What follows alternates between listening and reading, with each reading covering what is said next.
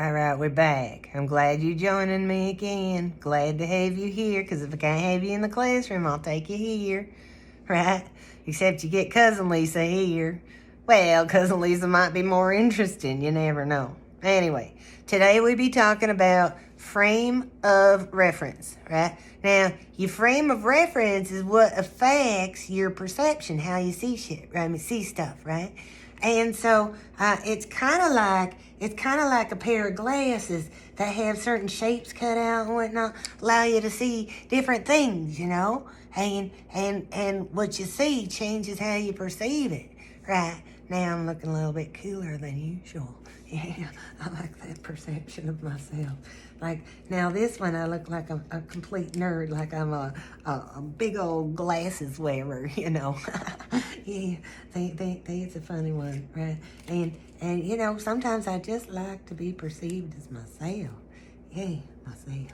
Yeah. Anyway, frame of reference is like a pair of glasses you put on to look at the world, and allows you to see some things, or it colors what it is that you're looking at. And it's quite interesting to think about all the different things that colors what you're looking at, right? Because once you understand perception sometimes, then the communication gets better, because you know where people's coming from, or you know how some of your behaviors might affect others. It ain't just about how they affecting you know what I'm saying? Anyway, so the first issue in the frame of reference component, it based on, our frame of reference is based on several things, and the first of these, there we go, first of these is the idea that there are physiological influences. So physiological influences affect our perception. Now, what does physiological mean? Physiological means of or pertaining to the body, right? And so now, it's anything that be coming from your body that's affecting your ability to think or focus, or even how you're receiving the message, right? So there are all kinds of. So your number one A point here, number one was physiological influences, and then your A point is the senses.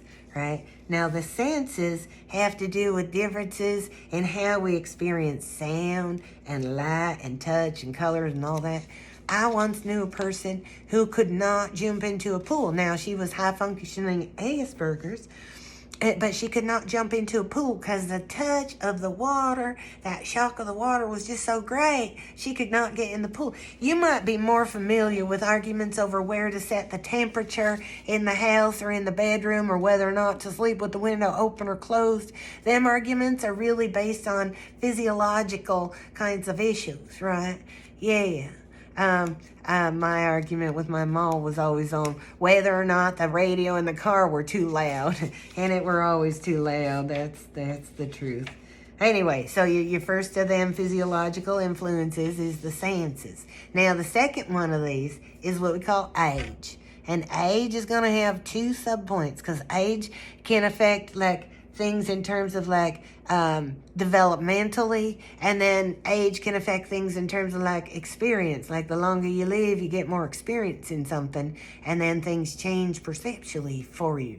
But in the beginning, you know, when you're like a little kid, it's so fun to play with little kids, because you don't have to move. You can play hide and seek and just sit there, right? And they do it for you too. They cover the damn head with a blanket, and you disappear, right? And then when you come back, they see you again, and they all giggly, because they ain't got that thing. I think it's called object perception, right? No, object permanency. Write that down, right? They ain't got that, them kids, and they developing it, and that's part of how they develop it. They play these games, you're still there. And pretty soon the brain comes to realize that you're still there, right? And then you can, like, anyway, I'm teaching psychology.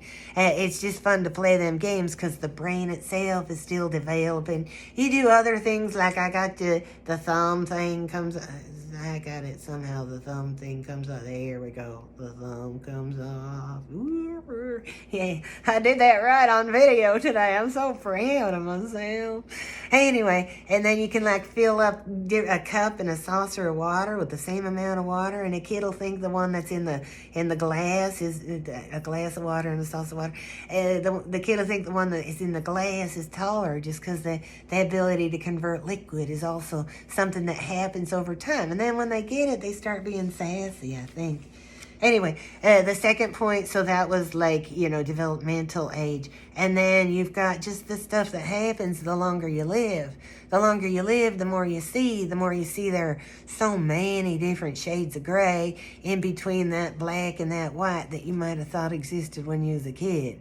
You know what I'm saying? Like extenuating circumstances and understanding that you don't understand everybody's world and you can't make judgments about other people based on your own experience. That kind of shit, that kind of stuff colors how you perceive like what's in front of you after, I don't know, 54 years or something like that. Yeah, she's looking real old for 54, if you ask me.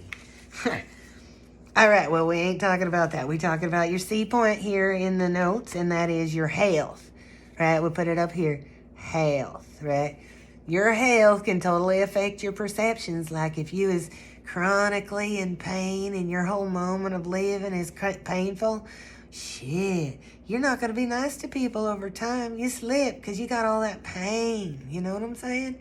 Fix the pain. Don't just cope or deal or cover. Like, fix the pain.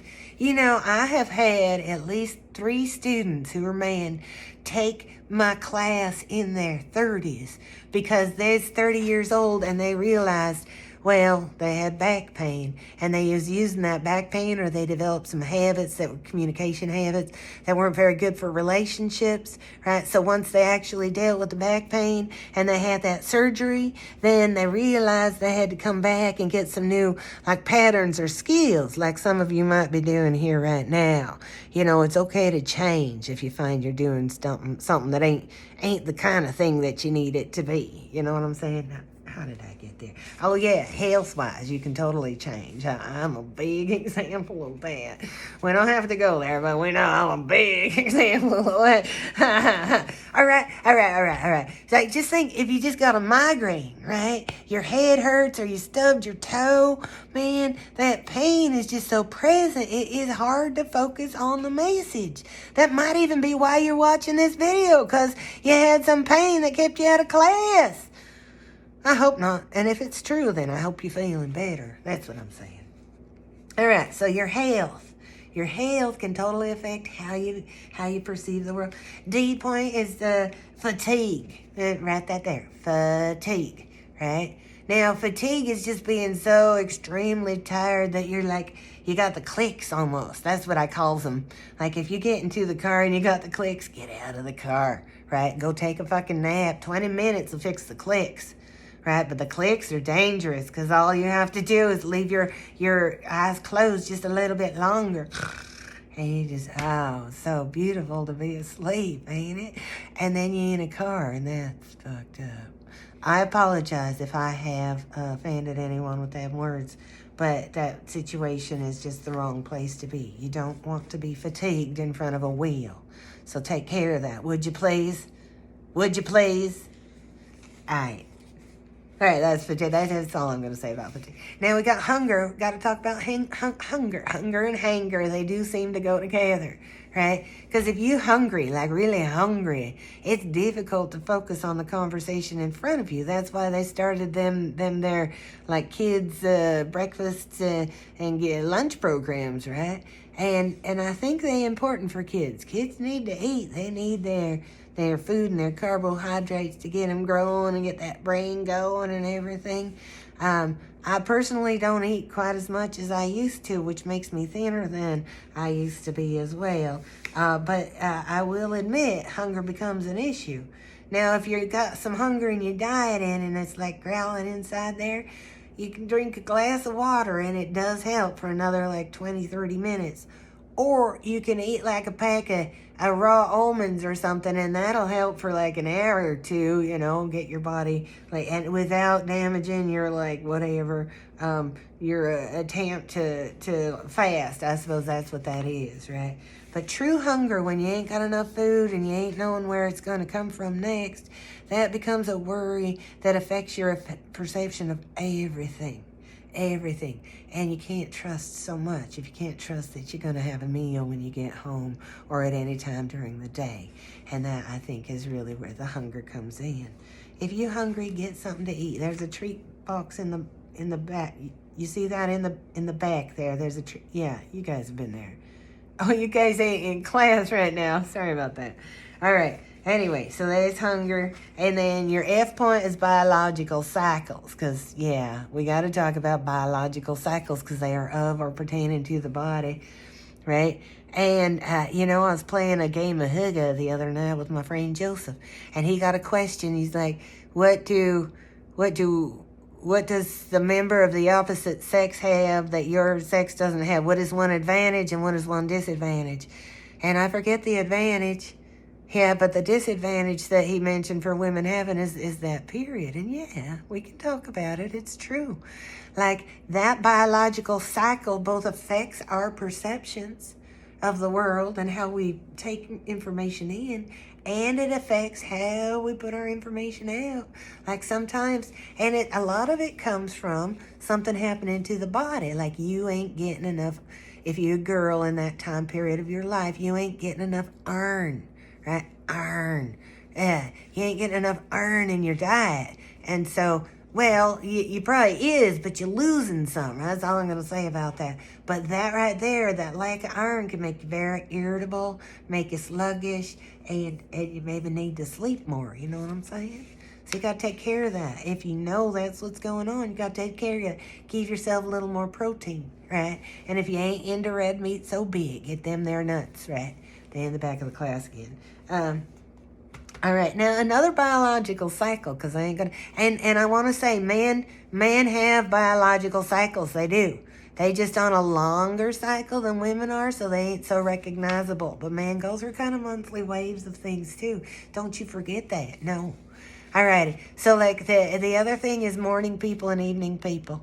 Sometimes I say that the difference between a morning person and an evening person is a can of Coke at 6 p.m.